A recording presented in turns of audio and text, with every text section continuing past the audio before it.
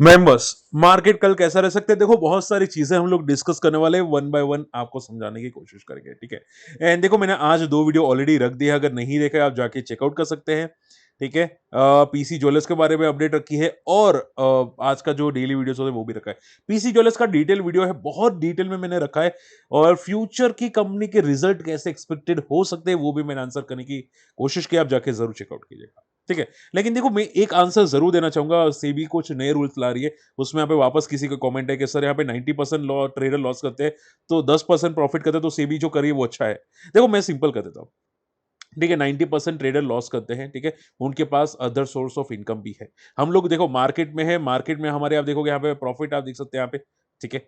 जैसे कि आप देख सकते हैं, मैं हेजिंग करता हूँ यहाँ पे, मेरे यहाँ पे हेजिंग के पोजीशन यहाँ पे भी आप देख सकते हैं इंडिगो में है, डेफिनेटली, ठीक है।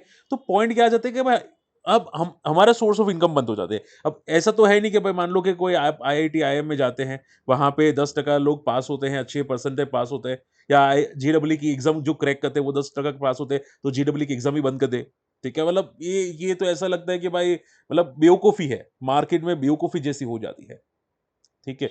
तो आई आई डोंट थिंक ये चीजें सही है, ठीक है। अब देखो जो लोग नहीं कर पाते उनको बोलते हैं ना पढ़ाई ज्यादा करनी चाहिए, ठीक है। अगर कॉलेज में पास नहीं हो पाता, जीडब्ल्यू में पास नहीं होता, पढ़ाई ज्यादा करनी चाहिए, ठीक है, या फिर उनको दूसरा दूसरा सोर्स ऑफ इनकम देखना चाहिए। तो मैं पढ़ाई आपको इंप्रूव करने के लिए मैं यहाँ पे ये सभी चीजें करूँ ताकि आप लोग सीखें, ठीक है। बट ये तो हमारे पेट पे लात हो गई, बट अभी देखो इसका कोई सॉल्यूशन है नहीं।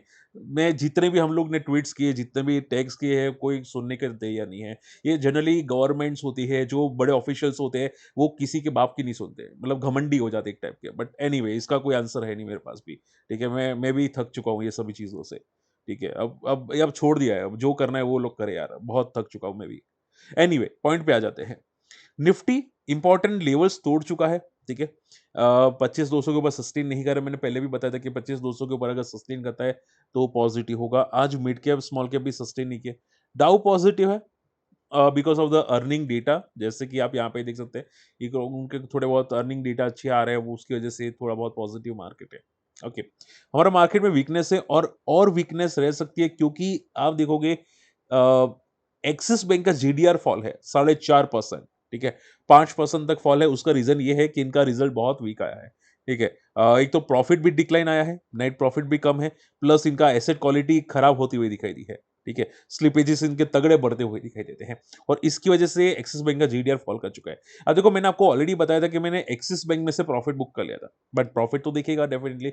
मैंने आज ही पोजीशन को एग्जिट कर दिया था, अगर नहीं करता तो ये जो प्रॉफिट मुझे दिखाई दे रहा है वो पूरा का पूरा लॉस में कन्वर्ट हो जाता, ठीक है। तो मैंने आज ही एग्जिट कर दिया था पोजीशन से, और मैं आपको बता चुका था कि मैं आज एक्सिस बैंक के अंदर से मैं एग्जिट करने वाला हूँ यहाँ पे, ठीक है। ऑलरेडी मैंने मैसेजेस तो किए थे, ठीक है। सी यहाँ पे आई थिंक मैंने मैसेजेस किए थे, बट एनीवे आप यहाँ पे देख सकते हैं, ठीक है। मैं एग्जिट कर रहा हूँ। तो ये क्या होता है कि हमेशा याद रखना पड़ता है कि इवेंट से पहले अगर अगर पकड़ के रखोगे इवेंट तक तो प्रॉब्लम हो सकती है, ठीक है। जितना भी प्रॉफिट कन्वर्ट होता है वो लॉसेस में भी हो सकता है अगर पकड़ के बैठोगे तो, ठीक है। तो ये मैं आपको सिखाने की कोशिश करता हूँ। अब देखो इससे ज्यादा मैं क्या कर सकता हूँ, मैं तो दिल से सिखा रहा हूँ यार, ठीक है। स्टार्ट टू एंड से सिखा रहा हूँ ताकि पैनिक ना हो। अगर देखो रिजल्ट्स एवरेज होते, अगर कल गैप डाउन ओपन नहीं होता या स्टेबल ओपन होता तो मैं री एंट्री कर लेता, ठीक है, ताकि रिस्क कम हो जाए, ठीक है। ये एक रिस्क बचाने से है। हेजिंग का मीनिंग ये होता है कि भाई ज्यादा बड़ी मोमेंटम नहीं आनी चाहिए, हेजिंग का मीनिंग बड़ी मोमेंटम नहीं आनी चाहिए। आप देखोगे रिजल्ट की वजह से बड़ी मोमेंटम आएगी, ठीक है। इसकी भी मैंने एक स्ट्रेटेजी बनाई थी कि रिजल्ट की वजह से भी कोई स्ट्रेटेजी हम लोग ट्राई कर सकते हैं, बड़ी मोमेंटम जो मैं हीजिंग करता हूं उसको रिवर्स हीजिंग भी कर सकते हैं, ताकि बड़ी मोमेंटम कोई भी डायरेक्शन में है, पॉजिटिव या नेगेटिव बेनिफिट हो, ठीक है। तो ये स्ट्रेटेजीज भी मैंने आपको सिखाई है। एनीवे तो इसकी वजह से कल मे भी शायद market follow, bank Nifty follow, ठीक है। और बैंक निफ्टी चांसेस है कि 56,000 के आसपास एक बार के लिए टेस्ट में भी करे। अभी के लिए तो साइडवेज है, लेकिन हो सकता है शायद इसकी वजह से फॉल आता हुआ दिखाई दे, क्योंकि अभी बैंक्स प्रॉफिट बुकिंग में भी कर सकते हैं, ठीक है। तो ये थोड़ा बहुत आपको दिखाई दे सकता है कल के दिनों के अंदर, एंड 25,000 के लेवल को कल टेस्ट में भी कर सकते हैं निफ्टी। तो स्टेबल टू गैप डाउन में फॉल आ सकते हैं, अगर गैप अप ओपन हुआ तो वापस साइडवेज हो जाएगा, ठीक है। मार्केट में भी वीकनेस क्लियर कट है। चलिए एक्सिस बैंक ऑलरेडी बता चुका हूँ, इबिट्टा डेफिनेटली डाउन है, एसेट क्वालिटी खराब है, तो ये प्रॉफिट बुकिंग काफी तगड़ा कर सकता है। विप्रो के देखो अनुमान से काफी बेटर रिजल्ट थे, लेकिन स्टिल मुझे इतने रिजल्ट पसंद नहीं आए, क्योंकि इबिट्टा बेसिस पे भी इनका ग्रोथ नहीं है, डिग्रोथ है। आप देखोगे year to year, quarter to quarter EBITDA basis पे भी डिग्रोथ है, ठीक है। अगर मान लो कि अनुमान से बेटर बोल रहे तो ठीक है, अगर हम लोग विप्रो का एडीआर देखने जाए, यहाँ पे विप्रो का एडीआर प्राइस आप यहाँ पे गूगल सर्च कर सकते हैं, वो भी डाउन है। देखो यहाँ पे विप्रो का एडीआर वो भी डाउन है, ठीक है। अगर हम लोग यहाँ पे थोड़ा सा सर्च करते हैं, देखो मार्केट वॉच, ठीक है, देखो यहाँ पे एडीआर डाउन था, अभी यहाँ पे 3.5% ऊपर है। तो अनुमान से इन शॉर्ट में बेटर है, इसकी वजह से एडीआर आपको ऊपर दिखाई दे रहा है। बट शॉर्ट एंड सिंपल आप ये समझो कि कल के दिनों के अंदर आईटी अगर एडीआर ऊपर है तो कल आईटी पॉजिटिव हो सकते हैं और बैंक्स नेगेटिव हो सकते हैं, ठीक है, क्योंकि ये आईटी को थोड़ा बहुत पॉजिटिव लेके जा सकता है। तो इन शॉर्ट में विप्रो के जो रिजल्ट है अनुमान से थोड़े बेटर है, बट मुझे लगता है कि ये शायद सस्टेन ना करे, ठीक है, बट ठीक है, देखते हैं यहाँ पे कमेंट्री कैसी है, वो भी इंपॉर्टेंट है ना, कंपनी की कमेंट्री कैसी आती है। जियोफिन के नंबर्स पॉजिटिव है, डेफिनेटली ग्रोथ है कंपनी के अंदर, और अभी जो कंपनी ने नए एसेट लॉन्च किए हैं म्यूचुअल फंड्स 4, उसकी वजह से इनके रिजल्ट और भी बेटर आ सकते हैं, ठीक है, और भी बेटर रिजल्ट्स आ सकते हैं।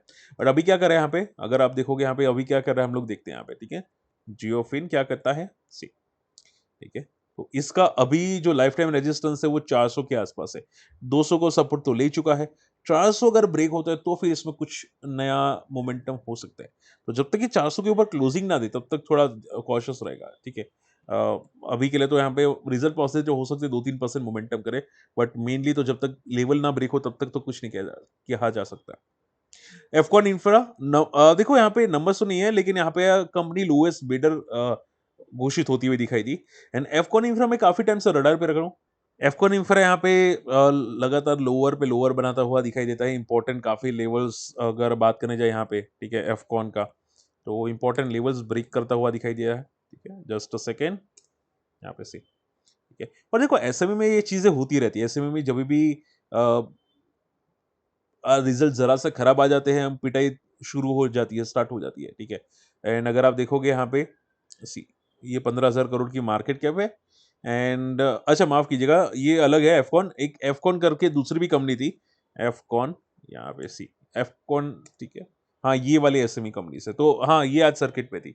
सो इन शॉर्ट में मैं थोड़ा कंफ्यूज हो गया, लेकिन आप ये समझो एफकॉन इंफ्रा, इसके रिजल्ट्स थोड़े से वीक आ रहे हैं रिसेंटली, इसकी वजह से लाइफ लो पे जा रहा है, लेकिन ये जो न्यूज आ रही है इसकी वजह से थोड़े से पुल बैक आ सकते हैं। लेकिन देखो याद रखना कि अगर रिजल्ट्स इंप्रूव नहीं होते तो वापस ये प्रॉफिट बुकिंग कर सकता है, ठीक है, तो थोड़ा कॉशियस रहेगा एफकॉन से।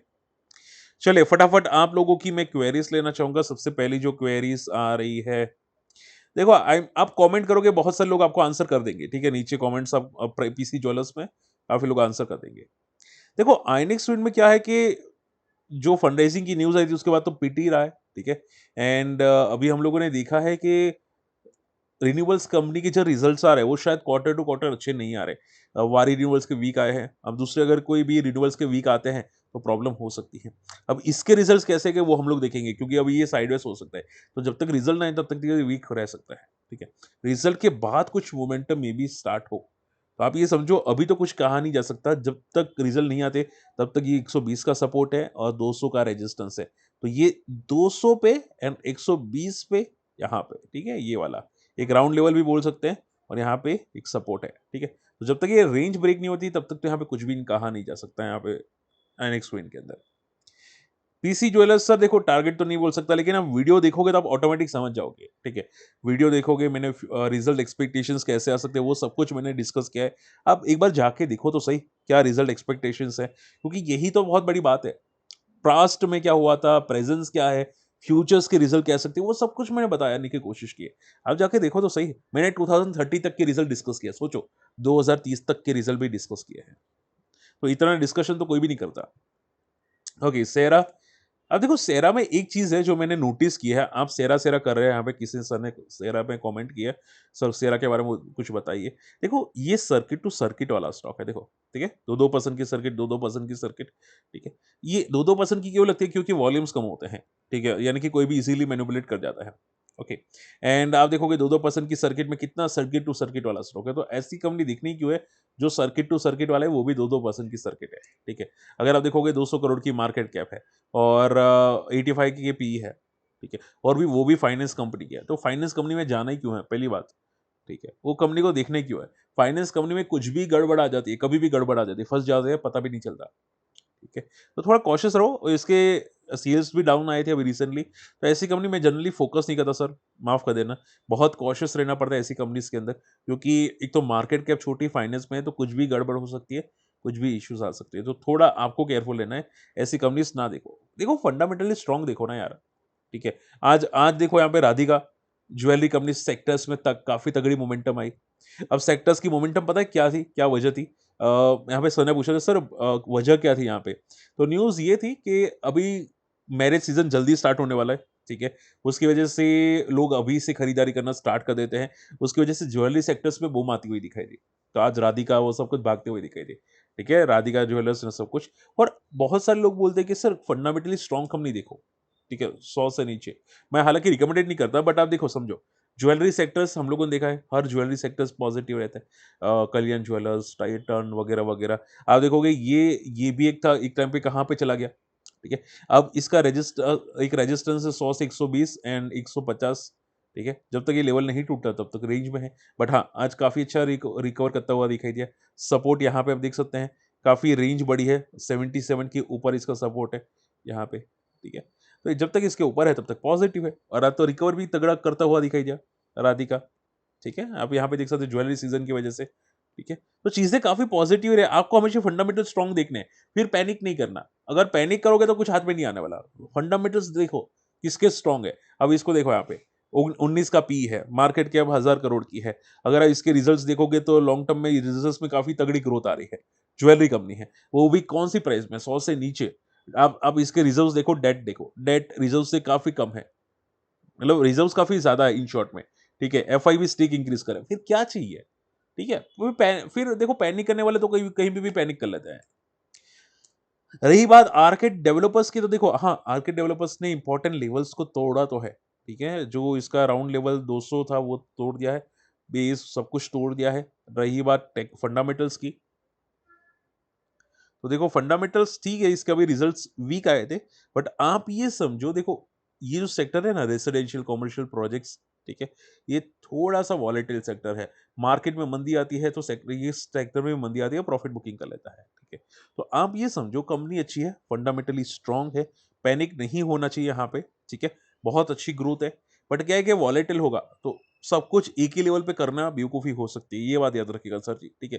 फिर ऐसा मत बोलना कि जय सर ने बताया नहीं था, ठीक है। तो बंदे में दम बहुत है, बट याद रखो कि व्यू लंबा रखो, एंड वॉलेटाइल होगा सेक्टर, याद रखिएगा, ठीक है, क्योंकि प्रोजेक्ट्स रेसिडेंशियल प्रोजेक्ट जैसा है, ठीक है, तो ये वॉलेटाइल होगा because of the market conditions. अभी मंदी आ गई तो मार्केट में फॉल आएगा, इसमें भी फॉल आएगा, उस टाइप का है, ठीक है।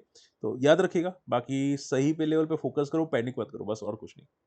चलिए, होप आज का वीडियो पसंद है, वीडियो शेयर कीजिएगा, चैनल सब्सक्राइब कीजिएगा, मिलते हैं अगले वीडियो में, तब तक के लिए गुड बाय, जय हिंद।